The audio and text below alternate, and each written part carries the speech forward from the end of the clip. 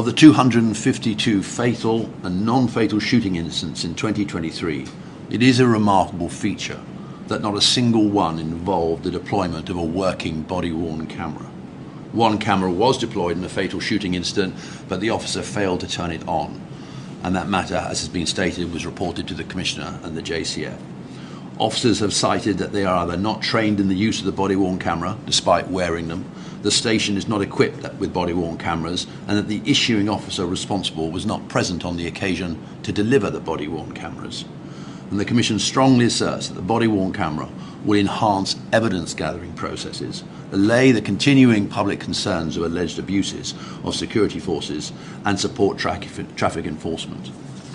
And so far this year, 4 body-worn cameras were affixed to officers where they were engaged in non-fatal shooting incidents. In 3 of those 4, the officers did not turn the cameras on, and on the 4th occasion, the officer turned the camera on post the event. So we see a post-incident matter where an injured person has been shot by the police. Those matters have also to be reported to the Commissioner of Police. So whilst body-worn cameras are being deployed in certain circumstances, there seems to be a pattern they're not being activated. As of yesterday, the number of people killed in planned operations this year is 58 from 50 operations. So 40% of people killed so far this year have come from planned operations where these specialised teams are entering properties, yards, premises, and the person is ending up dead. In not one of those planned operations, as already identified, was body-worn cameras deployed. And we make the point that body-worn cameras are available to the Jamaican Constabulary Force.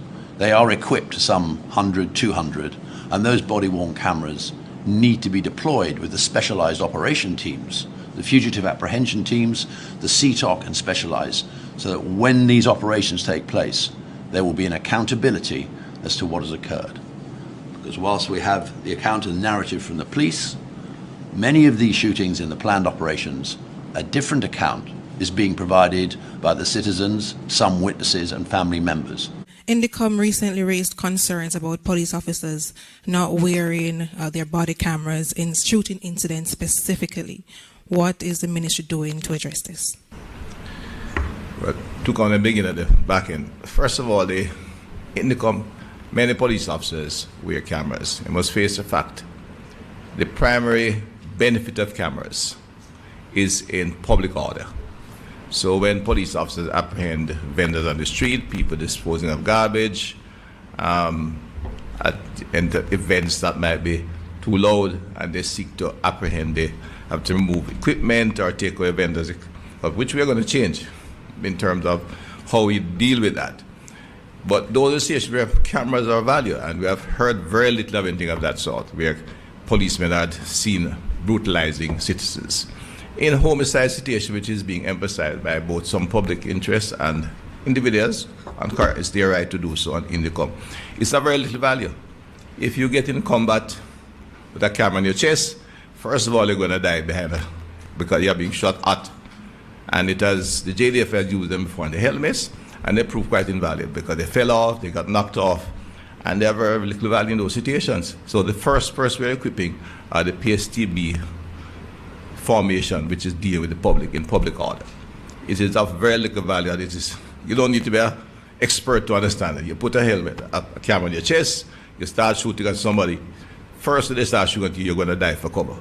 Policemen are not in. They have helmets and vests, but they are not designed to take shots really, before they respond.